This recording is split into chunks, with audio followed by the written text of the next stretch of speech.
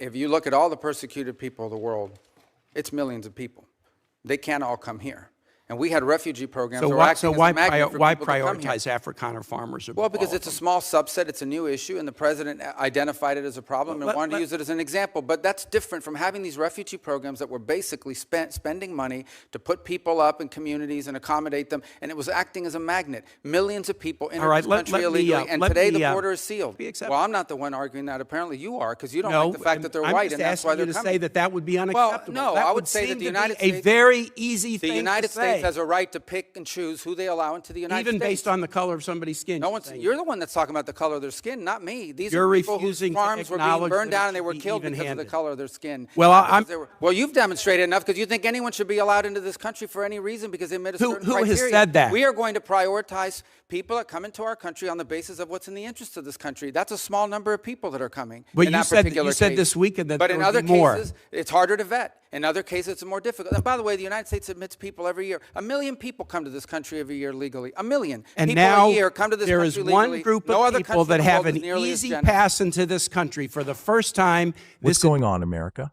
Welcome back to Right View Nation, the voice of unapologetic patriots who aren't afraid to speak the truth. Today, we're diving headfirst into the outrageous exchange between Senator Tim Kaine and Senator Marco Rubio over Afrikaner farmers from South Africa being granted refugee status in the United States. And let me tell you, this is one of the most revealing examples of leftist hypocrisy and anti-white bias we've seen in years. Buckle up, folks. The double standards are out in the open. Now, Senator Tim Kaine, like many on the radical left, pretends to be a champion for the oppressed. But watch what happens when the people being persecuted are white Christians. Suddenly, it's a specious claim. Suddenly, the U.S. government shouldn't offer help. Kaine is foaming at the mouth over the fact that a few dozen Afrikaner farmers, whose land is being confiscated and whose lives are under threat, were allowed into the United States under refugee protection. Why? Because they don't fit the left's victim checklist. They're not the right skin color. They're not the right narrative. The same man who weeps over border crossers suddenly has no sympathy for white South Africans whose farms are being torched. That's not compassion, folks. That's racial bias wrapped in moral posturing. Now say what you will about Senator Marco Rubio, but he handled this like a true American. He didn't back down. He didn't grovel or apologize. He stood his ground and reminded everyone that the U.S. has a right to choose who comes into this country based on what is best for America, not what makes the progressive left feel warm and fuzzy. Rubio was clear. These farmers met all legal criteria. They were vetted. They were persecuted for the color of their skin, for their race, in a country where race-based land seizures are not just tolerated, they're official policy. These folks feared for their lives, and the U.S. provided them refuge. That's called leadership. That's called morality based on principle, not politics. Let's break down Kaine's argument. Thank you. Senator Kaine. Thank you, Mr. Chair. Thank you, Mr. Secretary.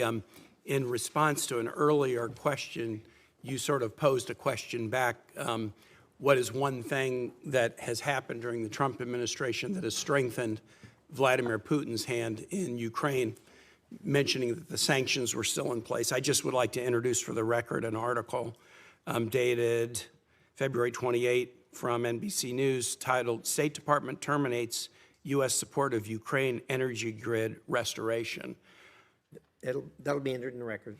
I was in Ukraine the day after the Palm Sunday bombing in Sumy and spoke to USAID staffers who'd all been riffed. They're going to be laid off either in the middle of the summer or early September. I'm aware that that's subject to litigation, but they talked about the fact that the grant cancellation canceled a grant that USAID had in place, hundreds of millions of dollars, that has been used repeatedly to restore the Ukrainian energy grid after attacks by Russians. I could give other examples. That is the one that is most present on my mind since I was just there. Mr. Secretary, I want to ask you about the program.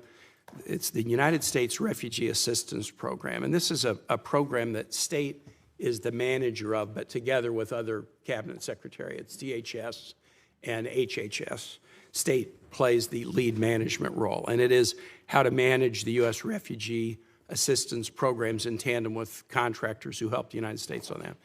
By an executive order on the first day of his presidency, President Trump paused all refugee programs and has canceled contracts to the agencies like the U.S. Catholic Church or Lutheran Refugee Services or HIAS or Church World Services who've been resettling refugees. Those programs are paused. There's litigation about it, but as far as I know, the United States is not, or the administration has not withdrawn the executive order. So there's essentially from this administration no refugee programs for anyone except. In early February, the president announced a special refugee program for Afrikaner farmers, justified by some concerns about South African foreign policy, but B, a claim that these were persecuted individuals. So right now, the U.S. refugee program allows a special program for Afrikaner farmers, the first group of whom arrived at Dulles Airport in Virginia not long ago, while shutting off the refugee program for everyone else. Do you think Afrikaner farmers are the most persecuted group in the world? I think those 49 people that came certainly felt they were persecuted, and they've passed every sort of check mark that had to be checked off in terms of meeting the requirements for that. They live in a country where farms are taken and land is taken on a racial basis. Okay. Do you think they're more persecuted than Uyghurs or Rohingyas, or more persecuted than political dissidents in Cuba or Venezuela or Nicaragua, or more persecuted than those who would be threatened should they be returned to Afghanistan by violence by the Taliban? Well, the problem we face there is the volume problem, okay? If you look at all the persecuted people of the world, it's millions of people. They can't all come here.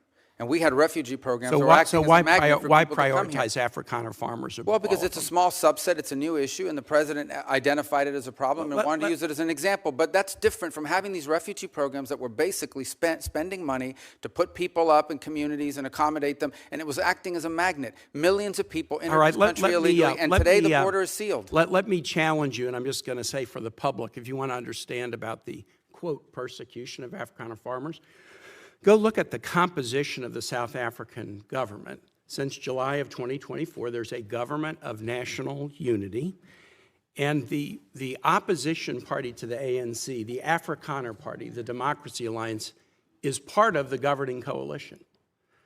They joined the governing coalition a year ago, and the leader of that party was given the remit of Agriculture Minister, John Steenhuisen. He is the leader of the former Afrikaner Party, still widely representing Afrikaners. He is the Minister of Agriculture in South Africa right now.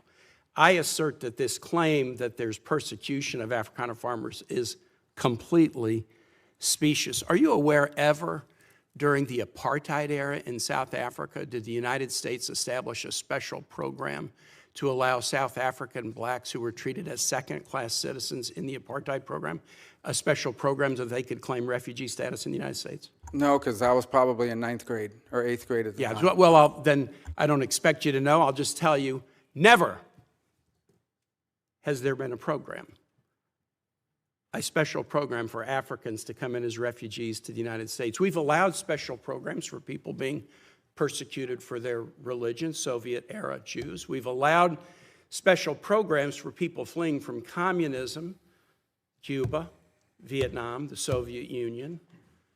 We've never allowed a special program to allow Africans into the United States in an expedited refugee status until now. Afrikaner farmers living in a nation governed by a government of national unity that includes the main Afrikaner Party.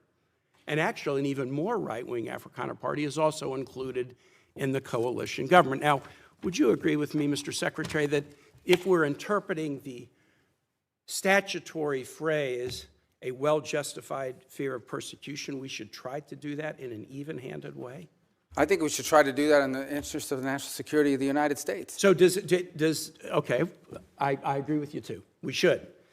Should we try to do it in an even-handed way? So, for example, should we say, if you're persecuted on the grounds of your religion, we'll let you in if you're a Christian, but not if you're a Muslim? I think that the United States has a right to allow into this country and prioritize allowance of who they want to allow to come in. But I'm going to ask you, what? Yeah. So a well-justified fear of persecution? Yeah, they thought that their farms were don't being think burned that down and they would means be anything? killed. I think that's a pretty good justification for wanting to come. They're Okay. afraid for their lives. And should it be applied in an even-handed way? That's an easy. No, our foreign policy doesn't require even-handedness. It requires prioritizing the interests of the United States. statutory phrase says you are entitled to entrance as a refugee if you demonstrate a well-justified fear of persecution. No, you're not entitled, So you're can you have allowed. a different standard based upon the color of somebody's skin? Would that be acceptable? Well, I'm not the one arguing that. Apparently you are, because you don't No, like the fact that they're I'm white, just and that's why asking they're you to coming. say that that would be unacceptable. no, That I would say that seem the to be United a States- very easy The thing United to say, States has a right to pick and choose who they allow into the United even States. based on the color of somebody's skin. No one's. You're the one that's talking about the color of their skin, not me. These You're are people whose refusing to farms were being acknowledge burned that it down and they should were be killed because of the even-handed. color of their skin. Well, not because I'm- they were-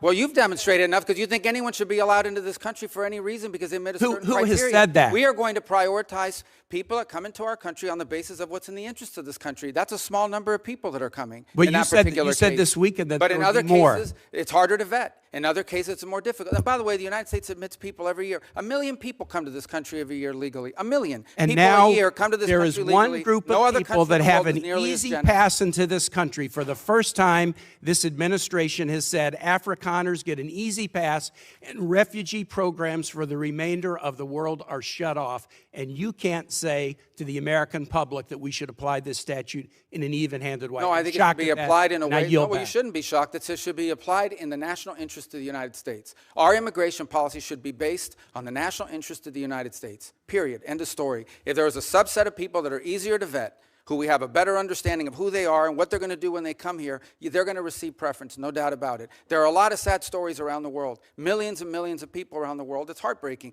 We cannot assume millions and millions of people around the world. No country can.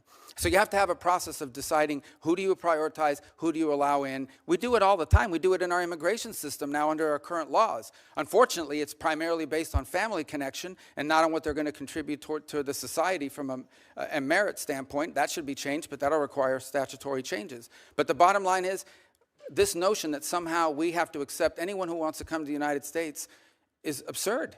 No country in the world has an immigration policy like that. Why would And we? no one is arguing that we should. I yield back, Mr. Chair.